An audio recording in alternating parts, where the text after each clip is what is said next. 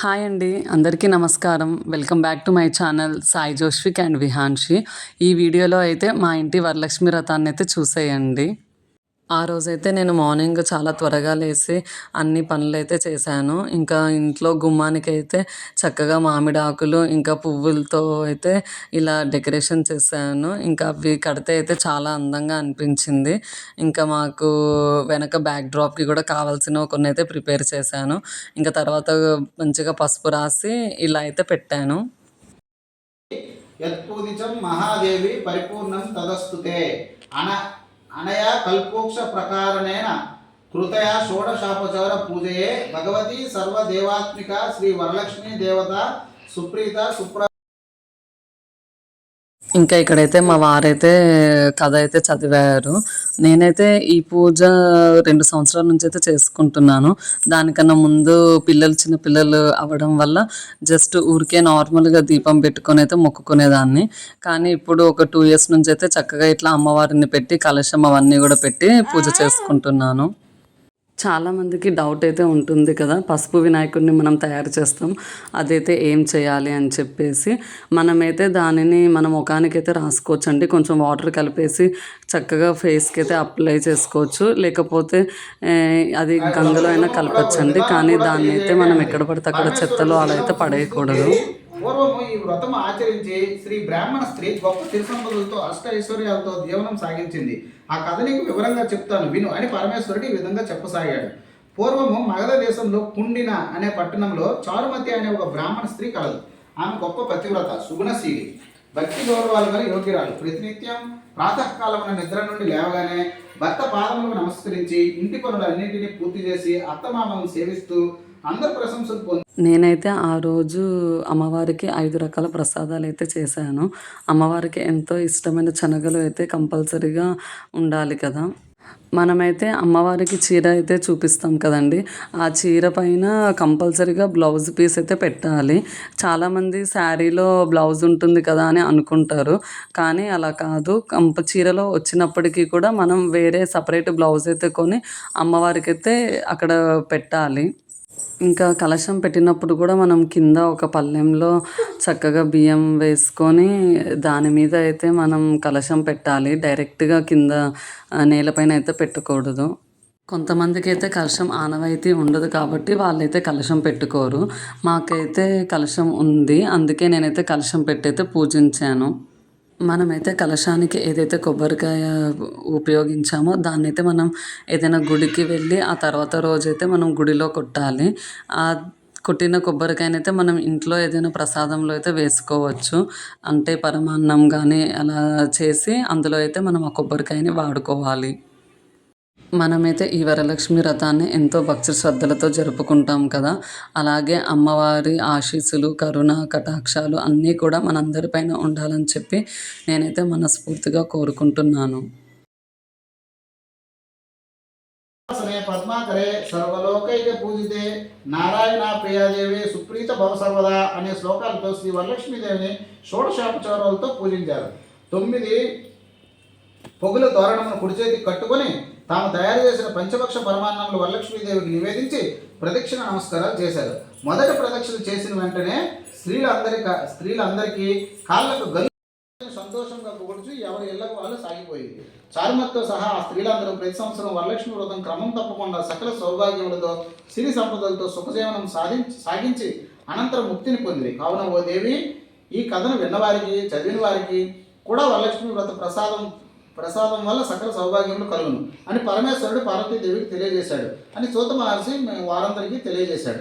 వరలక్ష్మి కథ సమాప్తము.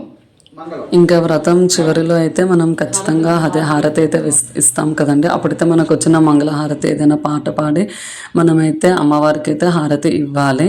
ఇంకా అలాగే మనం చక్కగా ఇంట్లో ధూపం కూడా వేసుకోవాలి. అమ్మవారికి అయితే ధూపం అంటే చాలా ఇష్టం కాబట్టి మనం చక్కగా ధూపం వేయాలి.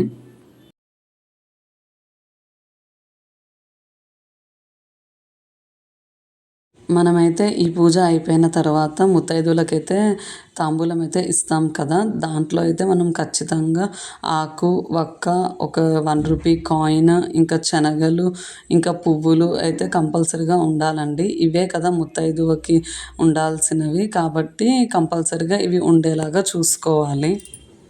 మనం కలశానికి ఏదైతే కొబ్బరికాయ పెడతామో దాన్ని చక్కగా నీళ్ళతో కడుక్కొని చక్కగా పసుపు ఇంకా కుంకుమ బొట్లు అయితే పెట్టుకోవాలి. దానిపైన అయితే జాకెట్ ముక్క అయితే పెట్టాలి. పెట్టి దానిపైన గాజులు వేయాలి. వేసిన తర్వాత మనం ఏదైతే కలశం పెడతామో అందులో మనం 1 రూపీ కాయిన్, పసుపు, ఇంకా కొన్ని అక్షింతలు, ఇంకా హారతి కర్పూరం కూడా వేయాలి. నారాయణే నమోస్తుతే.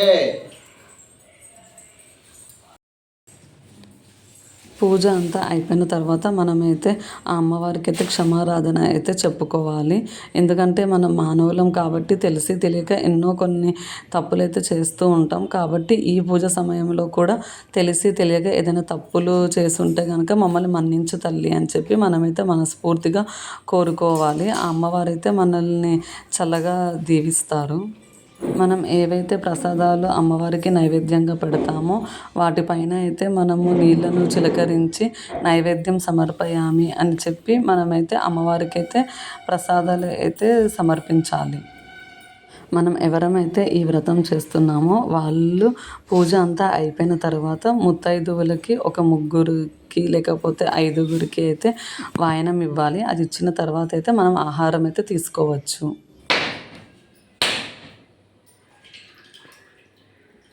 చాలామంది దీపంనైతే నేలపైన పెడుతూ ఉంటారు డైరెక్ట్‌గా. అలా అస్సలు చేయకూడదు. మనం తమలపాకుని పెట్టి దానిపైన అయితే దీపం పెట్టాలి. ఇంకా ఖచ్చితంగా దీపంకైతే పసుపు ఇంకా కుంకుమ అయితే పెట్టాలి. అలా పెట్టి మాత్రమే మనం దీపంని వెలిగించాలి. ఇంకా అలాగే మనం దీపం వెలిగించేటప్పుడు అగరబత్తితోనే వెలిగించాలి. మనం అగ్గిపుల్లతో అయితే వెలిగించకూడదు. ఇంకా లాస్ట్‌లో దేవుడికైతే కొబ్బరికాయ కొట్టానండి. ఆ కొట్టినప్పుడైతే కొబ్బరికాయలో పువ్వు వచ్చింది. అది చూసైతే చాలా సంతోషం వేసింది. ఇంకా అమ్మవారి దయ, కరుణ, కటాక్షాలు అన్నీ కూడా మా ఫ్యామిలీ పైన ఉండాలి అని చెప్పి మనస్ఫూర్తిగా అయితే కోరుకున్నాను. ఇక్కడ మీరు కూడా చూసేయండి. మనం పొద్దున్న పూజ అయిపోయిన తర్వాత మనం అదే రోజు సాయంత్రం కూడా చక్కగా స్నానం చేసి మళ్ళీ దేవుడి దగ్గర దీపం అయితే వెలిగించాలి.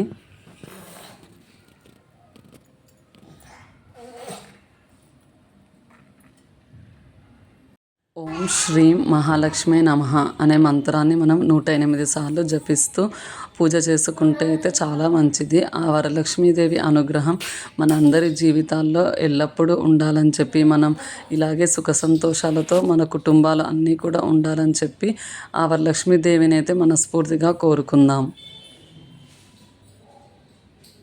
ఈ వ్రతాన్ని ఆచరించిన వాళ్ళు రాత్రికి భోజనం చేయకుండా టిఫిన్ లాంటిది ఏదైనా తినేసి బ్రహ్మచర్యం పాటిస్తూ నేలపైన అయితే పడుకోవాల్సి ఉంటుంది.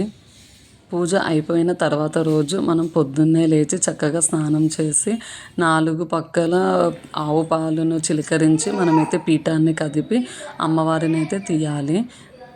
మనం ఏదైతే పూజకి ఉపయోగించామో పసుపు, కుంకుమ, అక్షింతలు, ఇంకా మామిడి తోరణాలు ఇలాంటివన్నీ కూడా మనము ఎక్కడ పడితే అక్కడ పడేయకుండా వెళ్ళి గంగలో అయితే కలుపుకోవాలి. అలా చేస్తే అయితే చాలా మంచిది.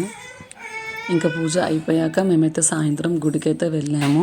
మహాలక్ష్మి అమ్మవారి గుడి మా ఇంటి పక్కన ఉంటే అక్కడికైతే వెళ్ళి అమ్మవారి దర్శనం అయితే చేసుకున్నాము. అది షార్ట్‌లో అప్లోడ్ చేశాను. ఎవరైనా చూడని వాళ్ళు ఉంటే వెళ్ళి చూడండి.